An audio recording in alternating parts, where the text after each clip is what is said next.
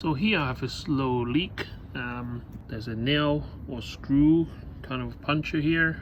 It takes about 24 hours for the air to completely come out from the tire. It's a very old tire anyway, so got loads of cracks on the side wall. I do have new tires coming next week, but I do want to drive it around town today. No high-speed chasing or anything like that, just doing kind of like, you know, local runs. So I'll attempt to fix that with some DIY. Yep, definitely punctured because I can hear the air coming out as I pull this thing out.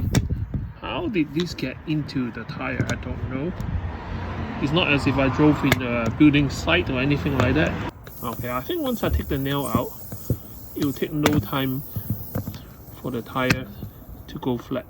Okay, so I use this to turn the screw a few times and now it's ready to come out, I think. And I can hear the gas air escaping from the tire.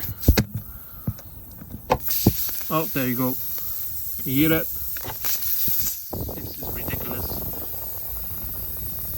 So here's some old screw tools that I have lying around. It's in a box in my garage. So we got this thing here which widens the hole even more because you do need to make this even bigger.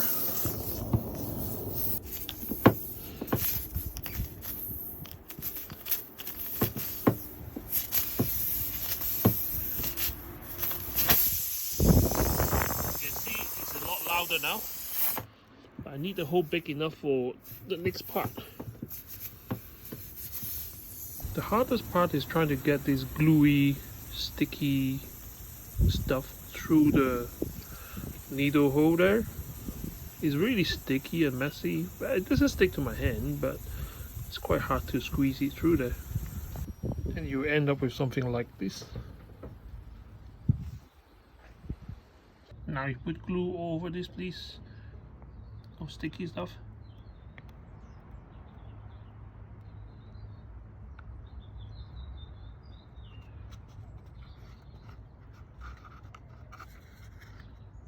Now you push this in like that.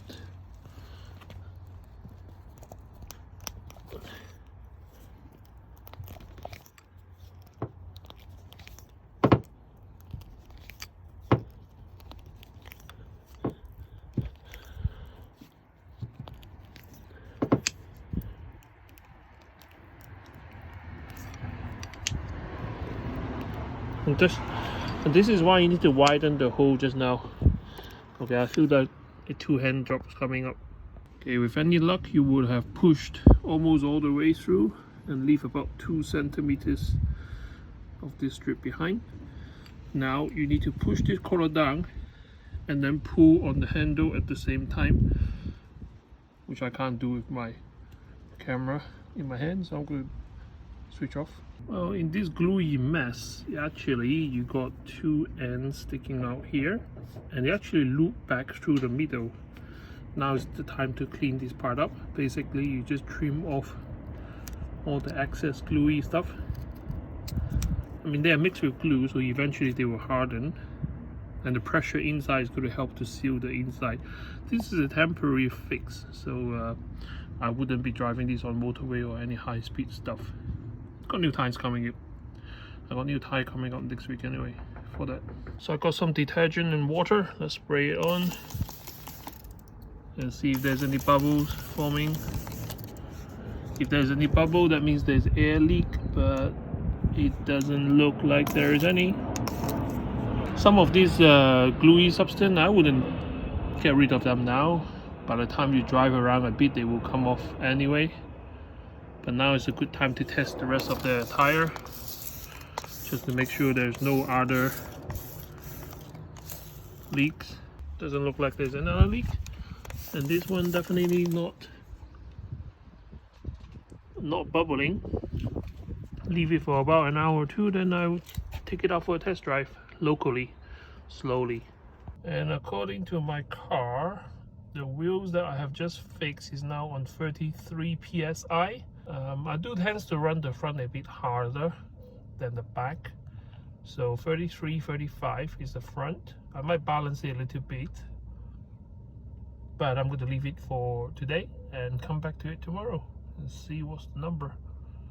Don't forget, it takes the tire 24 hours to completely deflate when there was a puncture. My aim is to get this car running again, only for slow speed driving, not more than, let's say, 30 miles an hour around town until next week when they come and change all the tires. Okay, so I have been driving for about 6 miles locally, slow speed and all that in the rain, and the tire warms up a little, so the tire that I have fixed is now 34 psi instead of 33, and the other side is 36 instead of 35, so quite consistent. 1 psi increase in both tires and not losing any pressure, and the car drives as normal until the new tires arrive.